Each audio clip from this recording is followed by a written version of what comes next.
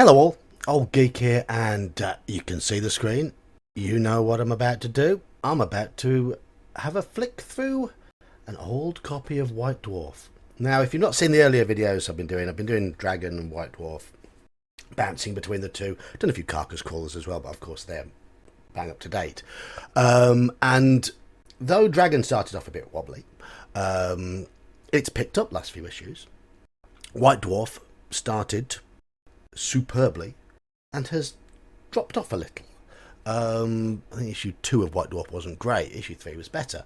So let's see if White Dwarf can regain that momentum, because I think issue 1 of White Dwarf jumped in straight ahead of Dragon. It was really good, but it couldn't quite follow that up. A bit disappointed to see that this is a 24-page PDF, so that means after a nice beefy first issue, White Dwarf is still slimmer. So it doesn't feel as good value, but it obviously depends on what the contents are. So if you don't know White Dwarf, it was Britain's answer to Dragon magazine. It was published by Games Workshop in the days when Games Workshop was an all-encompassing RPG and gaming company, before they basically focused on their own Warhammer line. So this is from December/January 1977-78, so it was the Christmas and New Year edition. It cost 50 pence, which was $1.50 at that time, and something a field where White Dwarf has had the edge on early Dragons is cover art. I think this is magnificent. I think this is really good. Looks like to me like a female fighter, though not a very well endowed one, with that long hair, very slender. She looks like in a spot of bother. Look at those tattered wraps on her arms and legs, and that appears to be a cockatrice that she's fighting, because very reptilian tail. But it's dramatic. Of course, Dragon magazine's doing these full colour covers, but the artwork on the covers is nowhere near as good as what we see here. I love it. I think that's really good. So let's keep on going. This issue, Alice in Dungeonland, a Corollian dungeon adventure. 5 or 6 years before Gygax did his own version. Hyperion, a history. Monsters mild and malign, friends of the DM. Okay, let's see what we got. Always like having a little look at adverts, because it gives you an idea of what was for sale and for how much, and it's always good to see when games first appeared. Now, I've not heard of most games that appear in this, because of course I was 6 years old when this came out, and I'd love to see games at this sort of price. These, of course, were the times when a pint would cost you 50 pence. So, how much is a pint now? In pubs round by me, 3.50-ish. So, 7 times as much. Yeah, I suppose. I suppose Tunnels and Trolls for £1.86. That's 12 quid nowadays. Fair enough. Yep. Everything seems to have gone up in line, pretty much.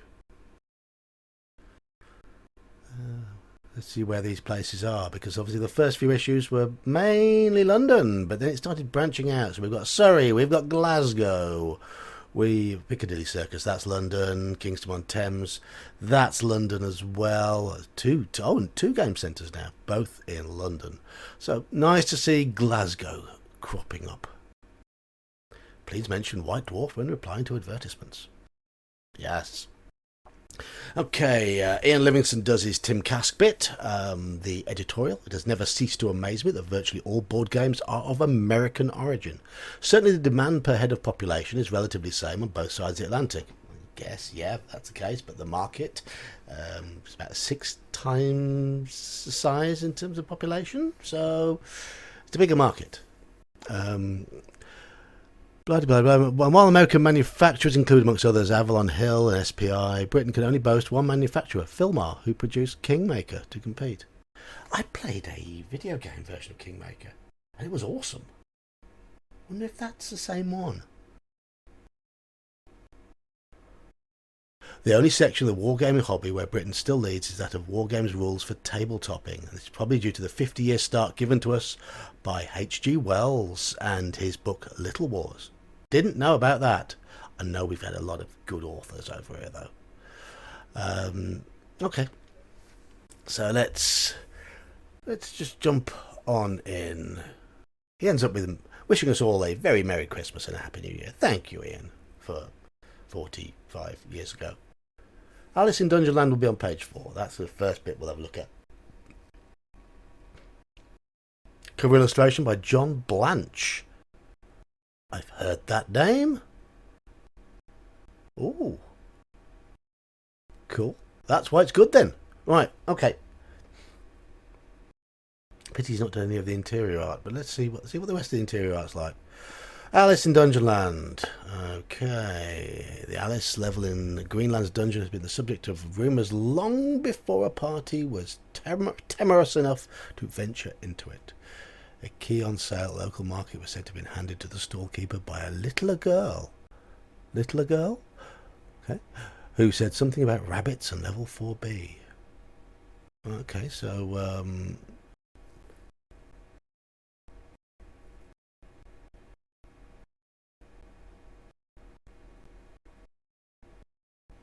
so it's a conversion. Don Turnbull, he's given up with that creature calculator, I think. Good. Is now doing adventure-y type stuff, and he did some great adventures. He was involved in the U and the UK series. Good stuff.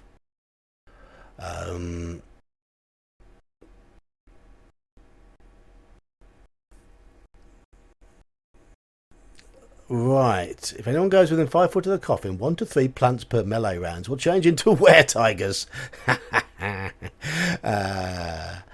Oh, there's a vampire there as well. And -3 gauntlets of fumbling. These old school adventures, marvellous. This is going to be high level stuff, isn't it? It's going to be high level stuff because there's a +4 shield there as well. And a +1 sword with 4 limited wishes. I suppose it does this sort of risk and reward, this high risk and high reward sort of fits the dark fantasy, doesn't it? Dungeonland and Land Beyond Magic Mirror were both very sort of very fantastical, but with big dark elements that were very punishing. And this will be the same sort of stuff because there's multiple manticores here, a Quattle, a Spirit Naga. Yeah, this is a. Does he say what level this is for, or does he just plough straight in?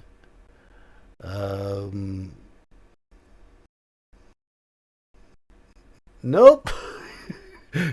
Send your first level characters in. Of course, they'll have a lot of fun. Yes. Purple Cloak of Insanity. 2+2 swords, a Chimera, Gorgon, reinforced by another Gorgon. Oh, bloody hell. Oh dear. Yeah, this is oh yeah, Stone Golem. 2 Sioux monsters. Oh, right, okay. Is there a map?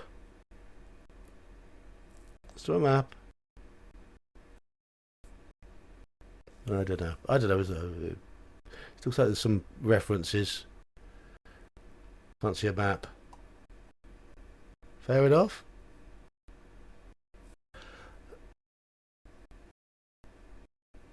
Maybe it's referring to a previously done thing. I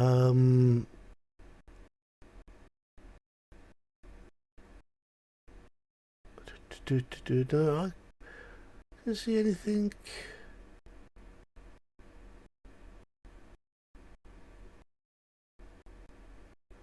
Alright.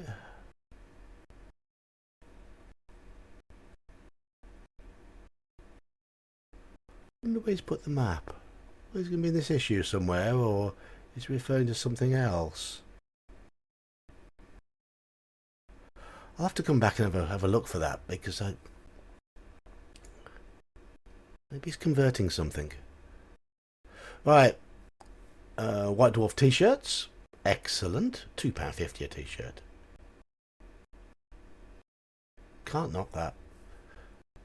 What's that in today's money? Okay, yeah, it's about 16 to 20 quid, so that's normal. That's normal.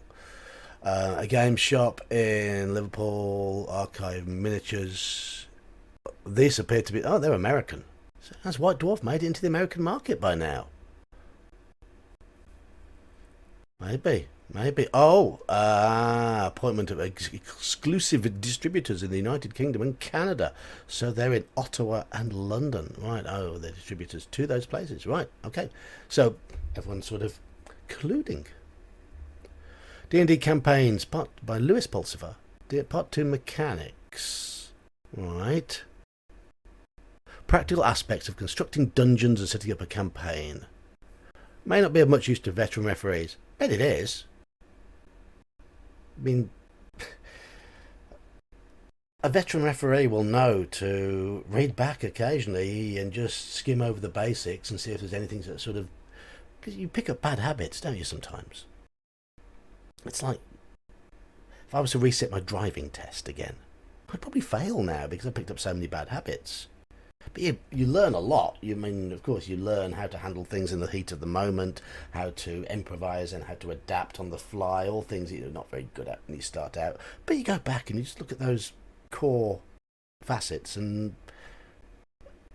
Yeah, it is nice to read back from time to time. It just reminds you of where everything should be. So... Good to see. Help creating dungeons from Lewis Pulsifer. I remember there was some of that in issue 3, wasn't there?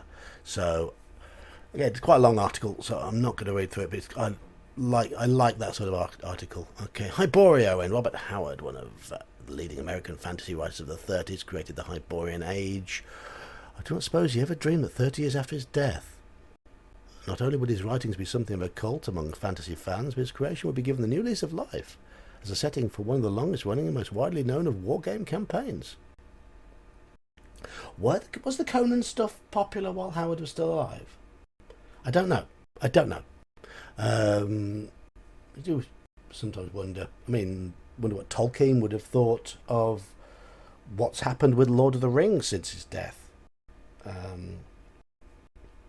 love the Lord of the Rings films, the three the 3 cinematic releases, and not so hot on the Hobbit films. I enjoyed them as action films, but they weren't very true to the book. But we knew they wouldn't be because making one book into 3 films. But with the Lord of the Rings, they had to cut stuff out to keep it down to 3 films. And yes, there were adaptations. They had some creative license a little bit, but I think they made 3 excellent films. So I do wonder what Tolkien would have thought of that, and I wonder what Howard would have thought of Arnie as Conan, because I remember watching Conan the Barbarian in my teens. So yeah, you do wonder. So I'm guessing this is all about a background of using Hyboria as a setting, because he's and of course lots of games have done that since. In fact, I've got Conan RPG up there. I've read the mechanics. I've not played it yet. Looks interesting. It's the Modiphius one. Maybe I'll do a video on it at some point. I need to play it before I do a video on it. Okay, moving down. Let's see what's next. So yeah, some good background info here about adapting. It looks like it's adapting fantasy works. Open box. What's open box? Oh, this is a review bit. Nomad Gods by the Chaosium. It's a Hex War game. Second in a trilogy.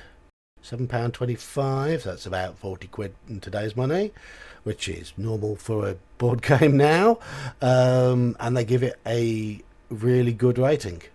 Atmosphere, 2 to 5 players, so nice variation in the amount of players that can be involved. Variability and flexibility. Physical quality, well, for that sort of price you expect it to be physically solid. Bad points, high degree of luck. Well, dice. You need a bit of randomness, but I suppose you got to, long game.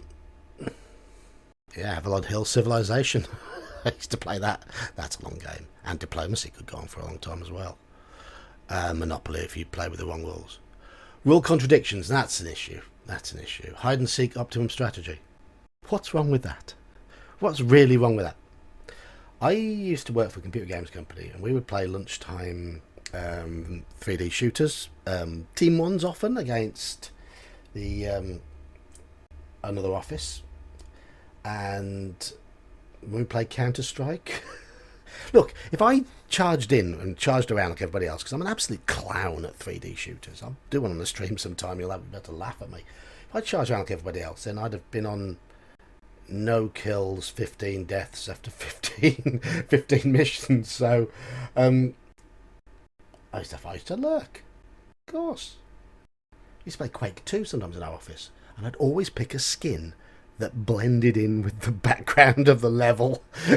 I used to even troll them. I called myself Lurky Lurk Man, and just sort of stand there blended in. They'd come running past, I go, bang, run off, ha ha! And they'd be like, oh God, he's lurking again.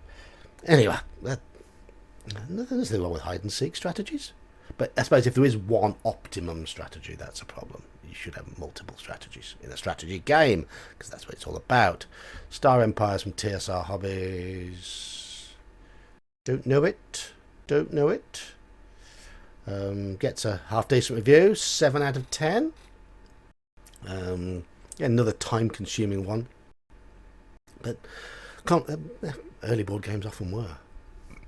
Complex. Now there's a shock. Dungeon. I'm sure I've played that at some point. I'm sure a friend of mine had that. Okay. I'll have to have a look to see if it is the one that my friend had. 8 out of 10.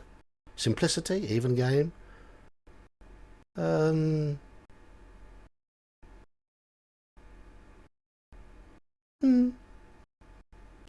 don't remember playing it very much though. I've played it a couple of times. I'll have to have a look. Afterwards. Melee. Melee, not melee or melee. It's melee. Melee. It's French. 6 out of 10. Not as good as the others. I reckon it's limited. Yeah. But it's cheap. Look. $1.95. Cheap. Don't expect to have the works of Shakespeare for 50 pence, do you? Right. Let's see where these adverts are from. Star Troopers, Interstellar Conflicts in 20... Okay, they're miniatures. And we have California. Drancy, France. Oh, there we go. USA, France, Canada, Australia. And it's a British magazine. We've gone global. Oh, there we go. There's the one at the top. Green with a ball. Teesside. That's the UK. Didn't spot that because I'm stupid. Teesside. Up north. Right up north. Oh, that was a Yorkshire accent. Teesside's more Newcastle. Trousers. Monsters mild and malign. And more Don Turnbull. He's a busy boy. Let's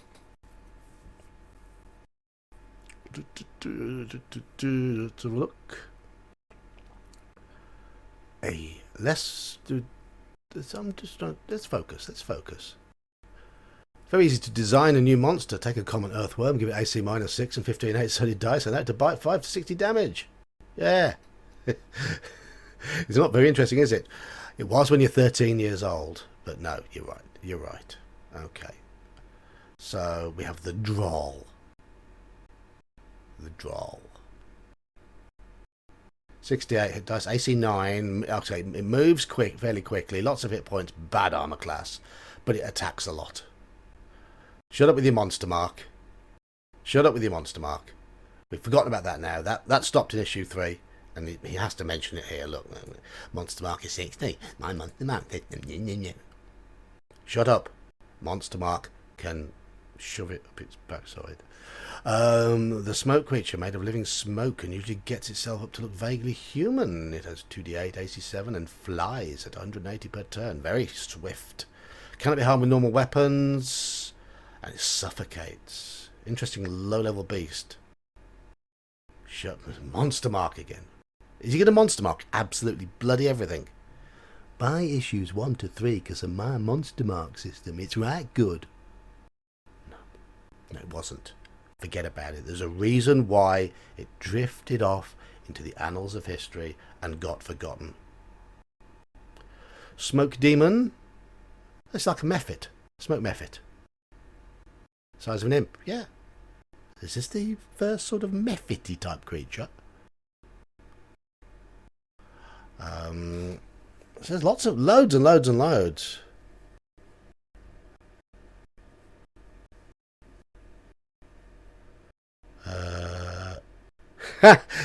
One of my personal favourites is the typo, I believe devised by Lee Gold herself. This beast is invisible, though magic users can detect its aura, and it will eventually gain experience in recognising its presence. Magic users will eventually gain experience in recognising its presence. It cannot be harmed in any way, so hit dice armor class are irrelevant. While at its presence, spells are affected with spelling errors, with interesting consequences. The sleep spell, for example, could generate a flock of sheep, or fall of sleet, or even make a monster move at unusually high speed, while a typo is around. I think that's wonderful. I think that is wonderful. Yes, superb. Right, there's lots of stuff in here.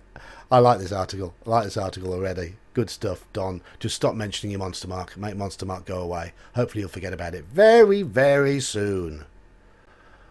Tally-ho Games. That's in London. The treasure chest. Oh, we have a barbarian. Barbarians. Right, what can a barbarian do? Remember, this is 77, 78, so this will be for OD&D. Holmes was coming out around this time, so OD&D or Holmes rules, so it won't be AD&D, not just yet. They advance pretty quickly. They have hit dice pretty much according to D6, which is medium. They do sign language, hear noise well, sense danger. That's a very barbarian-y thing. Follow trail, that's a bit of ranger. Catch missile, that's a bit of monk. Well, what would become a monk. Chance to fall, is that climbing? Is that chance to fall a climbing thing? It's an odd way of phrasing it if it's chance to fall. Let's have a look.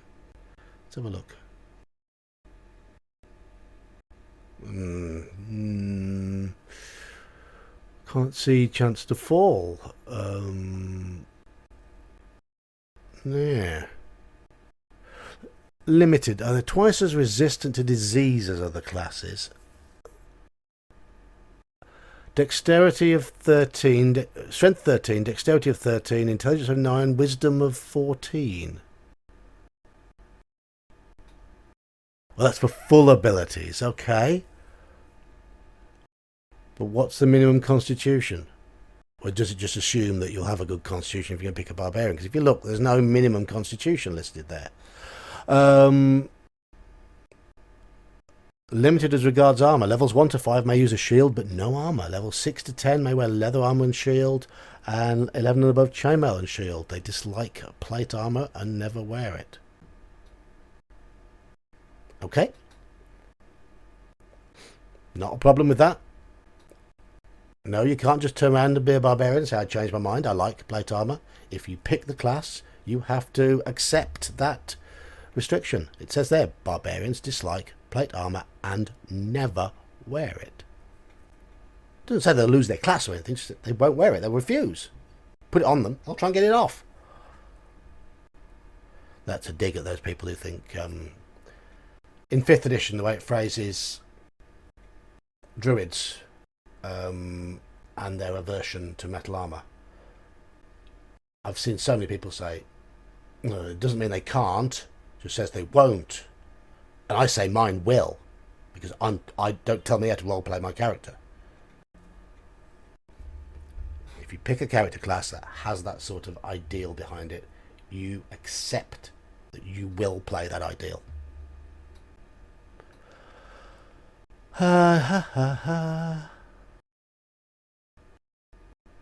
Doesn't see a description of chance to fall.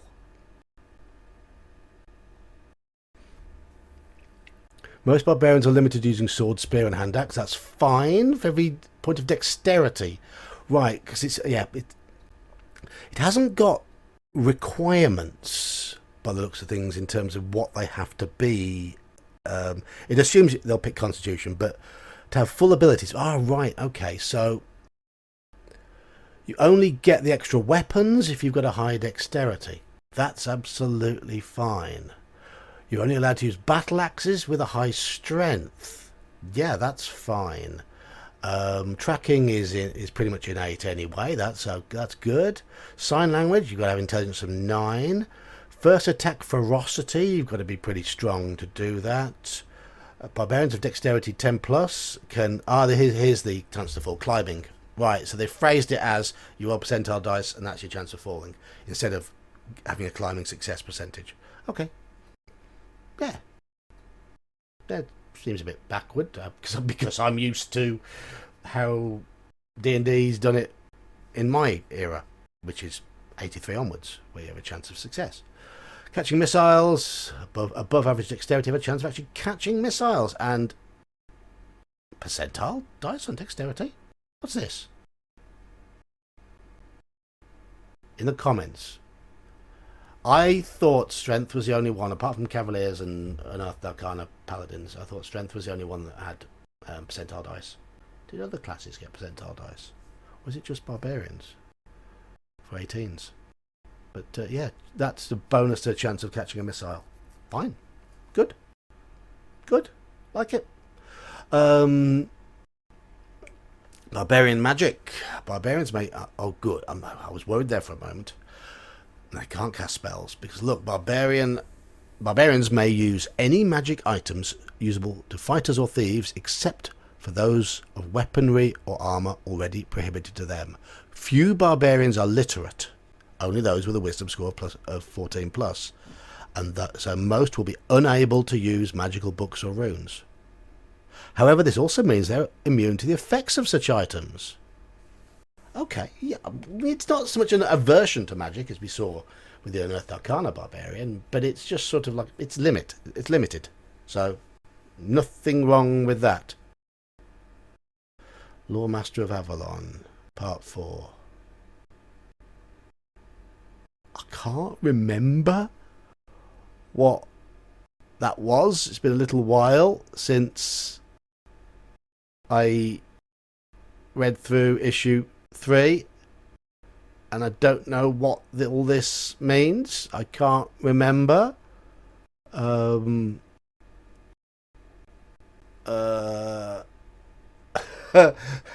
Please remind me. I can't remember. Sorry. It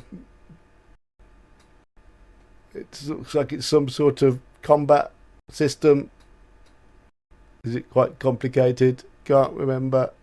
I'll shut up now. Competitive D&D. The fourth and final part of the series examines the contents of some of the rooms to be found on the dreaded magical 5th level. The 5th level was the ultimate goal for all parties and was the place where all the big points were to be had. See White Dwarf 2. Right. Okay. So we're going back to a previous issue for that one. And it's talking through all the rooms, and it was like a competition dungeon, wasn't it? So fine, good. Might have to check back and have a look at that. Issue 2. Yeah. If I design another competition, which I am in fact going to do for Games Day 3, it would be somewhat different, although the basic concept that of predetermined design and objectives would still hold. Yes, it's a competition. That's how you grade people in a competition. Yeah, I've done the Cthulhu Masters, and that's everyone votes for who was the best role player in that. But in early D&D competitions, it's about scoring points about how far you get. So yeah, you've got to have predetermined objectives. There we go. Usually get as far as you can with the fewest losses. Waddington's Games. Games Day. Britain's premier games convention. Anyone ever go to one of those? Don't remember it existing when I was a kid. So, obviously I wasn't old enough in 1977, but I'd been 6. Now it's UK Games Expo, which is this coming weekend.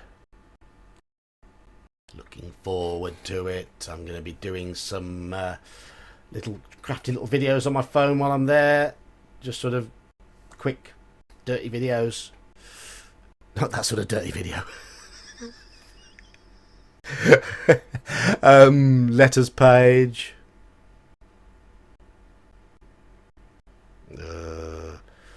In last issue's letters column, Nigel Galletti pointed out the fact that I neglected to include Balrogs in my revised monster level tables, as per the Monstermark. Shut up! Oh, it's from Don Turnbull, who's still banging on about his bloody Monstermark. No, Don, no.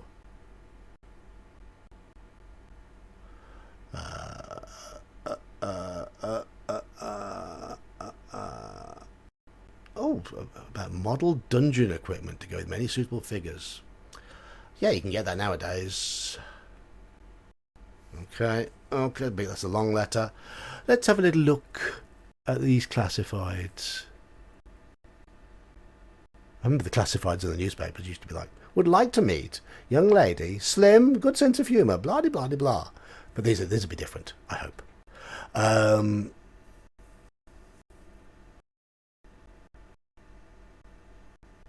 For sale, complete D&D kit plus accessories, new and unused, worth £16, but for sale at £10.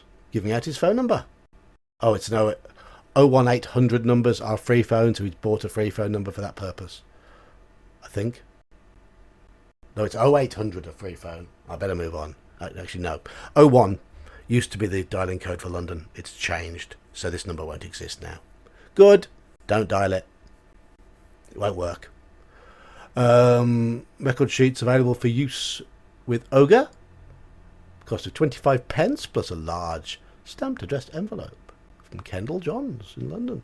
Okay. He's been busy on a typewriter. One of the few people in the world who had a printer at that point. Or maybe he's just typing them all out. Or maybe he's invested in a photocopier. Or he's nicking the photocopier at work to do it. Yes. Wanted... Players Wanted, London, D&D, Pen Pal, London, Scotland, Newcastle, Bangor. We've got one from Ireland. Bangor's in Ireland. No, it's not. Yes, this is Ireland. I was thinking, sorry, this is Bangor in Northern Ireland, near Belfast. There's a Bangor in Wales as well. A bit of a scattering over the British Isles. Games Workshop, price list.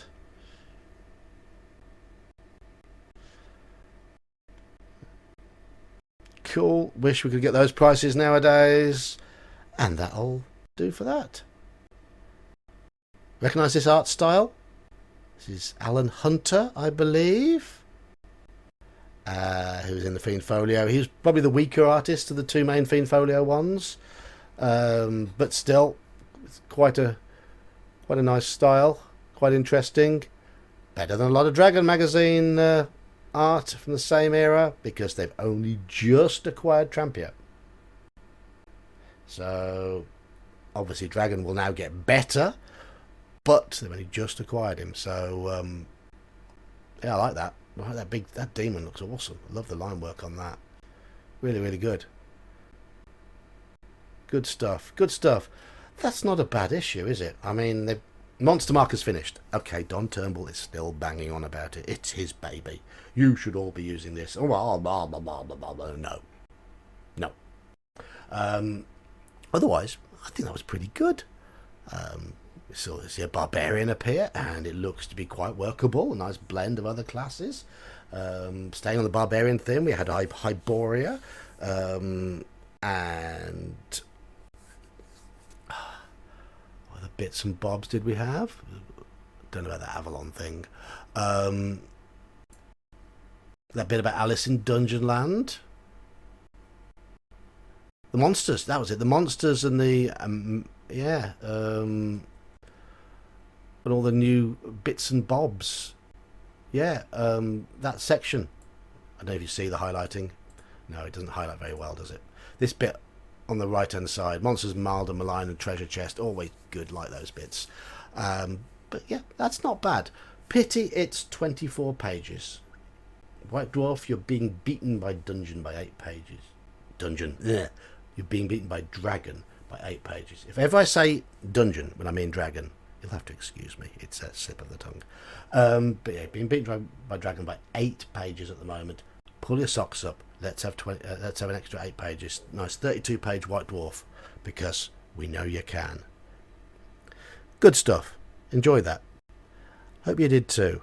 I've been the Old Geek. Till next time. See ya.